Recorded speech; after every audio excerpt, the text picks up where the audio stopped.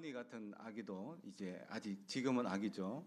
언제 커서 여기 서서 찬양대회를 할지 모릅니다.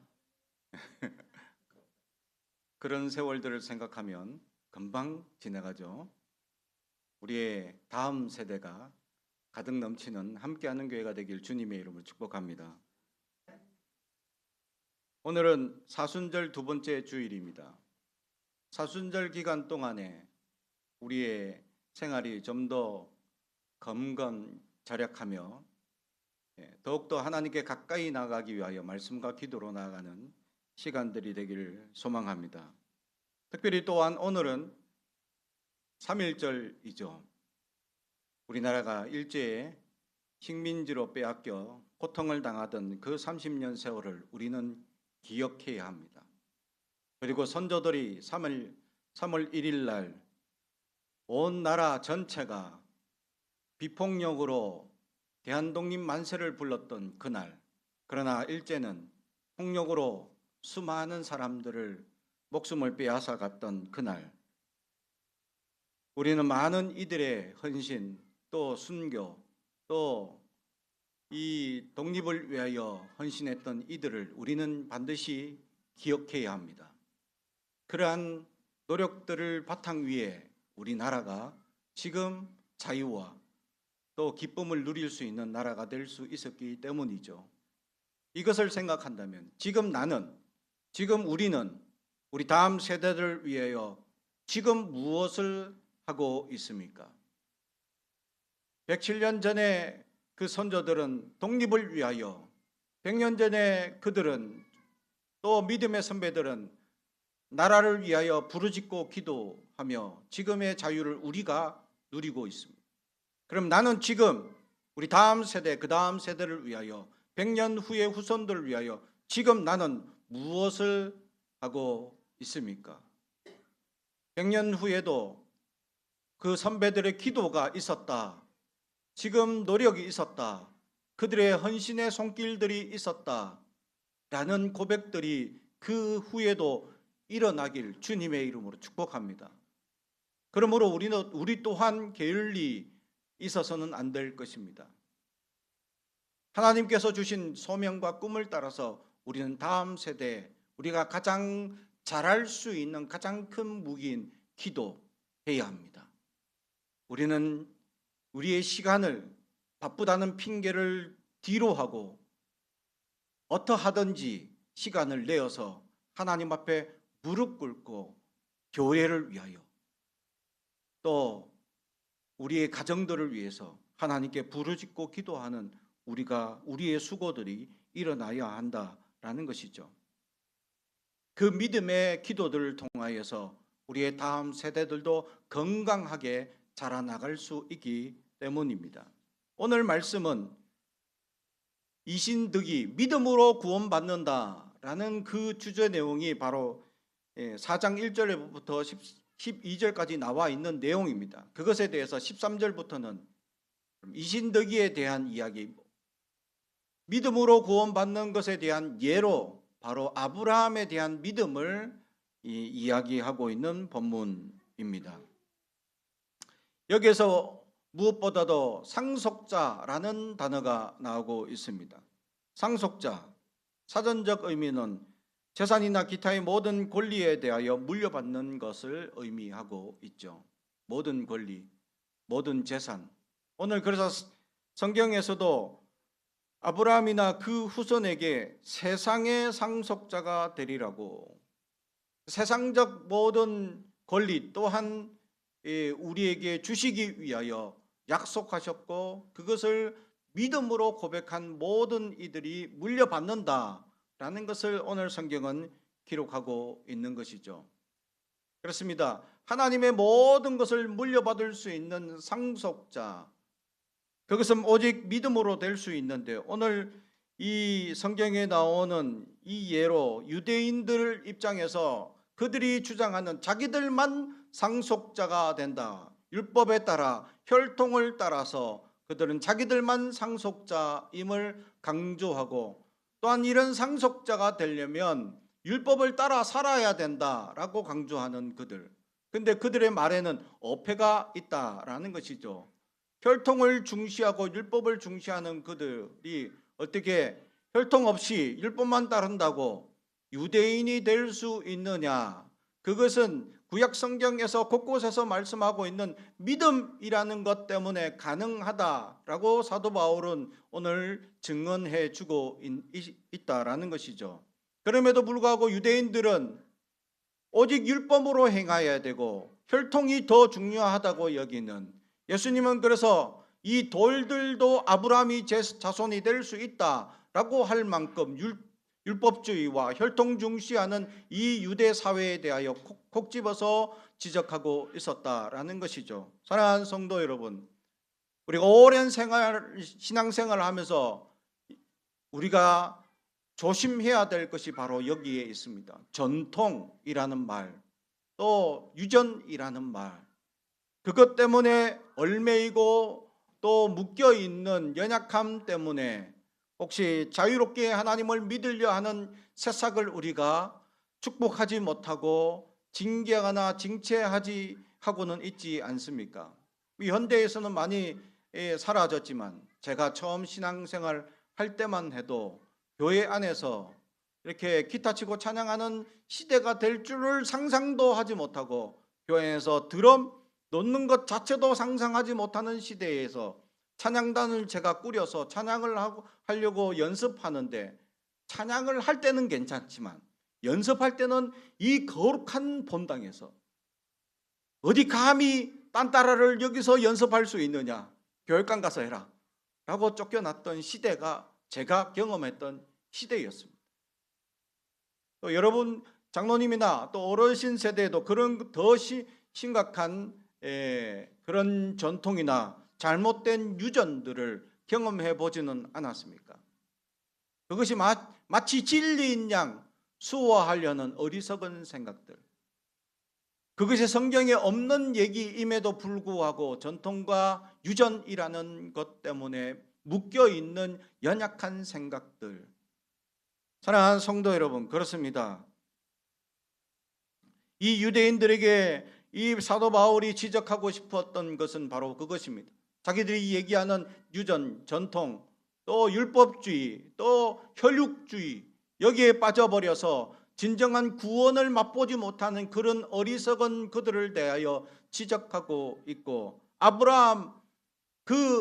아브라함은 유전이 아니라 믿음으로 구원받았다. 그리고 그는 하나님을 믿음으로 고백함으로 하나님께서 그를 세워주셨다라는 것을 18절, 아브라함이 바랄 수 없는 중에 바라고 믿었으니 이는 내 후손이 이같으리라 하신 말씀대로 많은 민족의 조상이 되게 하려 하심이라.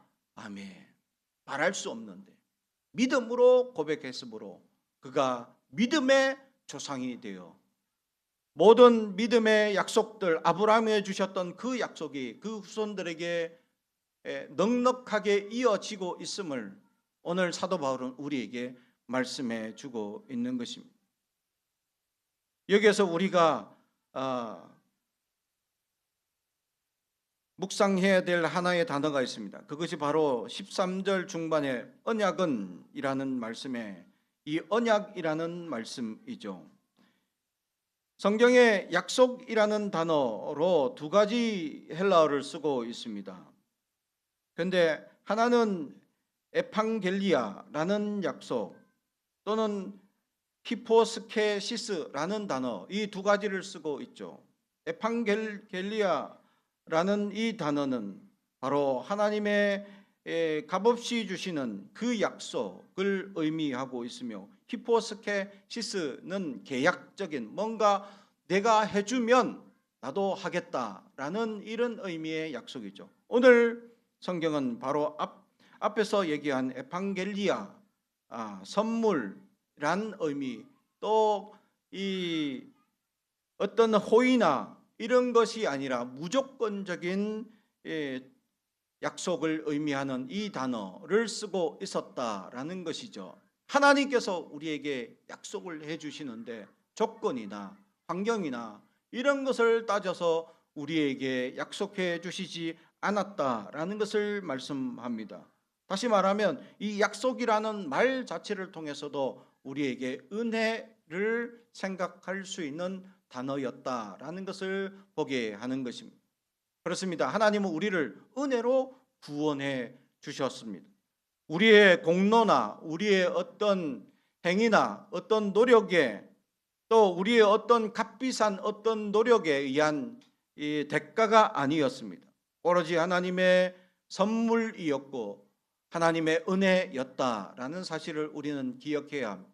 그런데 이 은혜와 이 선물을, 이 약속을 유대인들은 혈통으로 이어지며 율법으로 완성되어진다고 주장하고, 그래서 자기들이 온전한 상속자가 되고 있다라고 주장하는 그들의 어리석은 이야기들, 오늘 성경은, 사도 바울은 만약에 너희들이 그렇게 아브라함의 육체적인 또 율법적으로만 상속이 이루어진다면, 믿음으로 이루어진다는 그 모든 근간이 깨어질 것이다 라는 것을 14절 말씀합니다. 만일 율법에 속한 자들이 상속자이면 믿음은 헛것이 되고 약속은 파기된다 라고 말씀합니다.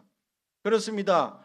믿음이 가장 중요한 유일한 근거가 되는, 이 약속을 받는 가장 근거가 되는 유일한 약속임에도 불구하고 이것을 파기하게 되는 일이 벌어지게 된다. 그래서 오늘 성경은 헛것이다 라고 얘기하고, 또는 이 파기된다 라고 얘기하고 있는 것이죠. 헛것이 된다는 것은 아무것도 아닌 것이 되고 소용이 없는 결과가 이루어진다라는 것이죠. 믿음으로 고백하는 이 역사가 아무런 결과, 아무런 역사가 없다라는 것이고, 이 약속은 무효와 파기될 수밖에 없다라는 것을 의미하며, 사실 그렇다면 유대인의 그 약속 또한 어찌되면 모든 것이 파기되고 모든 것이 은혜가 되지 못한다라는 것이며, 모든 것이 공로로만 이루어지는 역사일 것을 얘기합니다. 만약에 공로로만 은혜가 이루어진다면 여기에 구원받을 사람 아무도 없을지도 모릅니다. 왜냐하면 우리의 공로를 따져보면 우리가 날마다 주님을 붙잡아 살지도 않기 때문이죠. 날마다 말씀 가운데 가지 않습니다. 날마다 주님의 은혜를 사모하지도 않습니다. 때마다 시마다 주님 앞에 부르짖지도 못합니다. 우리는 바쁘다는 핑계와 세속의 여러 가지 일들에 쫓겨 살면서 정신 차려보면 벌써 육신의 피곤함에 우리는 지쳐 쓰러져 이미 잠들어 버린 영혼이 되어버리기 때문이죠. 그래서 우리는 늘 핑계대고 우리는 늘 연약한 마음으로 살아가고 있습니다. 그래서 우리는 늘 죄인임을 알아야 합니다. 이런 죄인이 어떻게 공로를 힘입어 구원을, 거기다가 더 하나님의 상속을 이어나갈 수 있는 그 은혜를 누릴 수 있겠냐? 하나도 누리지 못할 것이다. 만약에 공로로 이루어진다면, 내가 한 대가만큼 하나님의 은혜가 이루어진다면 내가 얼마나 상속을 물려받을 수 있겠냐? 세상 법정에서는 상속권이라는 것이 있습니다. 그래서 형제와 부인, 또 여러 사촌까지 이어지는 상속법이 있습니다.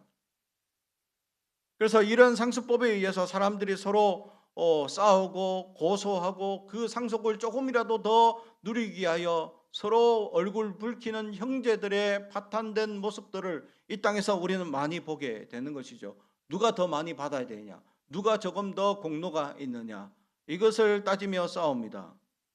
그래서 지금 법으로는 n분의 1로 모든 형제와 부인 따지지 않습니다. 무조건 n분의 1로 다 나누게 되어져 있습니다. 조금의 근거도, 조금의 공로도 인정하지 않고 법적으로는 무조건 n분의 1. 그런데 거기에 공로가 더해지는 법이 있죠. 만약에 그 부모를 부양한 형제가 있다면 그것에 대한 가치가 더 받을 수 있게 되는 것입니다.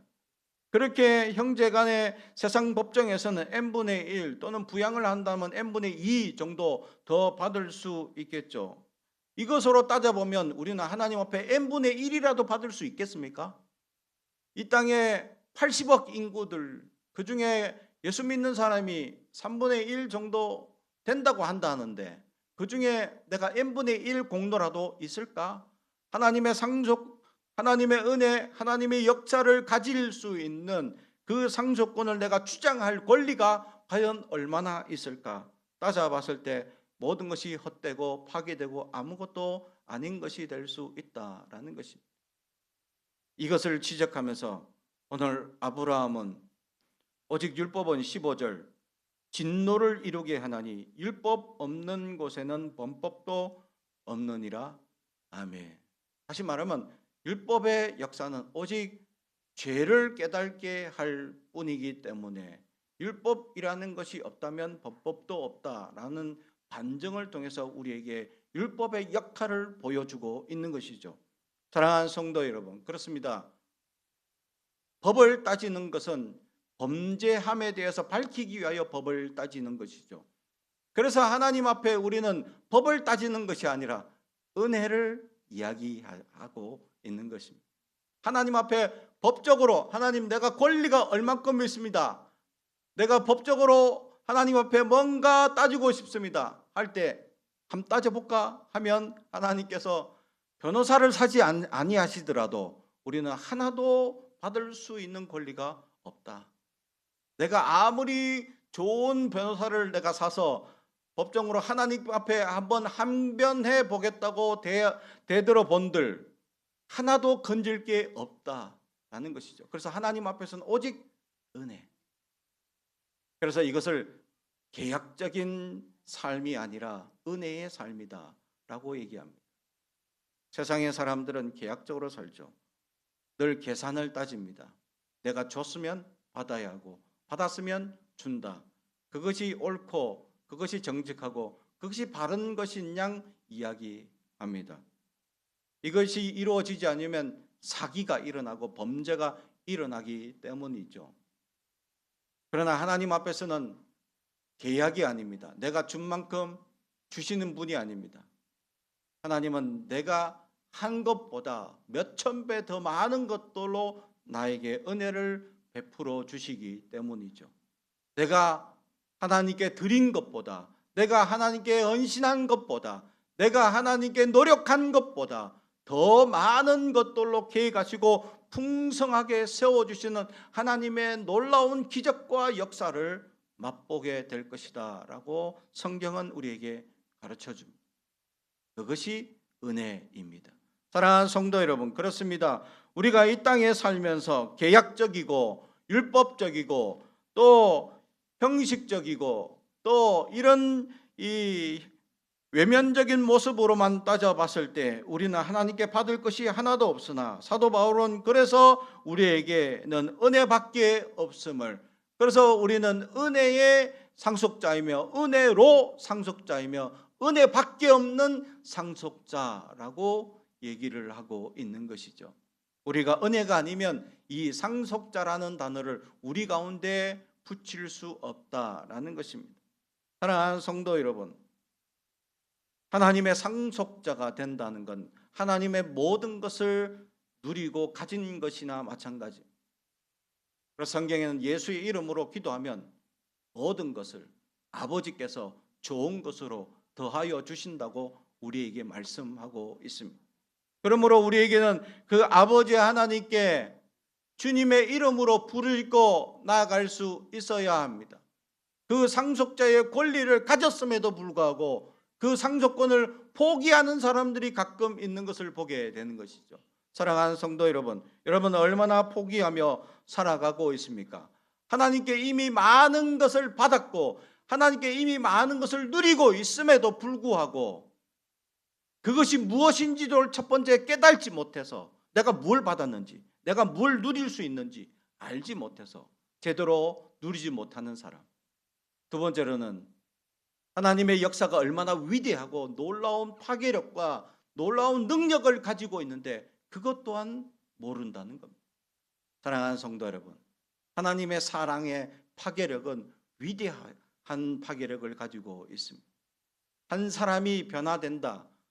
우리는 얼마나 귀한 역사가 일어나게 됩니까? 예수를 믿는 역사, 복음을 전파했을 때의 그 복음의 역사가 그 한 사람에게 영향력을 끼쳐서 그 사람의 심경의 변화가 일어나서 내가 교회에 나가겠습니다 라고 하기까지의 과정이 그냥 쉽게 그냥 일어나는 역사들이 아니다라는 것이죠. 그런데 하나님은 그 놀라운 파괴력과 놀라운 능력을 우리를 통해 역사하길 원하고 있다라는 것이죠. 그러므로 여러분에게 상속권으로 준 권리를 여러분이 행할 수 있어야 합니다. 그것이 첫 번째는 기도의 권리입니다. 하나님께서 예수의 이름으로 구하는 모든 것을 주신다고 말씀하신 그 권리를 우리는 가진 자입니다. 그러므로 그것을 포기하지 마십시오. 우리는 때마다 시마다 하나님께 부르짖고 기도해야 합니다. 우리의 가정을 위해서, 우리의 사업장을 위해서, 또 우리 함께하는 교회를 위해서 우리는 부르짖고 기도하는 자들이 될 수 있어야 합니다. 하나님께서 주신 귀한 능력과 자격이고 상속권입니다. 예수를 믿는 이들에게 예수님의 이름으로 부르시는 그 모든 것들을 응답하신다고 성경은 우리에게 말씀하셨기 때문이죠. 그러므로 우리는 그 상속권을 가지고 주님 앞에 주님의 이름으로 부르짖고 기도하여 모든 것들을 누릴 수 있는 사람들이 되길 주님의 이름으로 축복합니다. 그리고 처음에 얘기했듯이 우리가 다음 세대를 위하여 또 100년 후의 자손들을 위하여 우리는 지금 무릎을 꿇어야 합니다. 지금 부르짖어야 합니다. 지금 하나님 앞에 간구해야 합니다. 우리가 부르짖었고 간구함으로 말미암아 다음 세대들이 또 이어져서 함께하는 교회가 더 많은 복음의 역사들이 일어날 수 있기 때문이죠. 그렇습니다. 우리의 권리, 기도, 우리는 포기하지 말아야 합니다. 끝까지 부르짖고 하나님께 주신 사명을 따라서 어렵고 힘든 이들을 위한, 이웃에 위한 기도와 또한 우리 함께하는 교회를 위한 기도와 또 우리의 가정과 자녀를 위한 부르짖음의 기도를 쉬는 죄를 범해서는 안 될 것이고 이 권리를 포기해서는 안 될 것입니다. 그러므로 우리는 사명을 가지고 기도해야 합니다. 사명을 가지고 기도한다는 것은 책임감을 가지고 기도한다라는 것입니다. 기도는 우리의 책임이기 때문이죠. 쉬면 죄가 되기 때문입니다. 그러므로 우리는 사명감을 가지고 부르짖어야 합니다. 하나님께서 변화시키시고 새롭게 하시고 능력의 가정들, 은혜의 교회들, 넘치는 사랑의 교회가 되게 해달라고 부르짖고 나아갈 수 있어야 합니다. 이것이 상속권자의 능력이기 때문입니다. 그러므로 우리는 먼저 하나님 앞에 기도하고 주신 그 능력을 발휘하는 온전한 상속권자가 될 수 있길 주님의 이름으로 축복합니다. 두 번째는 우리에게 주신 하나님의 파괴적인 능력입니다. 예수의 이름으로 귀신을 쫓아내고 병마를 쫓아내고 모든 어그러진 것들이 회복되고 치유되는 역사가 예수의 이름 안에 있다라고 말씀하고 있습니다. 사랑하는 성도 여러분, 우리의 모든 불편함과 우리의 모든 연약함, 우리의 모든 잘못되고 어그러진 것들에 대해서 예수의 이름으로 물리쳐야 한다라는 것입니다. 예수님의 이름의 무기, 그 능력이 얼마나 파괴적이고 얼마나 놀라운 기적과 역사를 지금도 이루어 주신다라는 사실을 우리는 알아야 합니다. 사랑하는 성도 여러분, 그러므로 우리는 예수의 이름으로 우리의 가정을 묶고 있는 어둠의 세력이 떠나가고 우리의 생각들을 묶고 있는 나약한 생각들을 떠나보내고 내 삶에서 묶고 있는 어둠의 역사들이 떠나갈 수 있도록 예수의 이름으로 선언하십시오. 그러지 않으면 악한 사탄의 강력한 역사가 우리를 잠식하고 묶는 데 혈안을 두고 있기 때문입니다. 사탄의 능력은 사람의 능력을 뛰어넘기 때문이죠. 그래서 성경에서는 공중권세 잡은 자라고 표현합니다. 얼마나 강력한 권세를 가지고 있는지. 근데 이 공중권세 잡은 자를 멸할 수 있는 간단한 방법이 있다는 겁니다. 예수의 이름으로 떠나갈지어다. 할렐루야. 이 선언이 우리를 좀먹고 있는 연약한 사탄의 역사들을 떠나가게 합니다.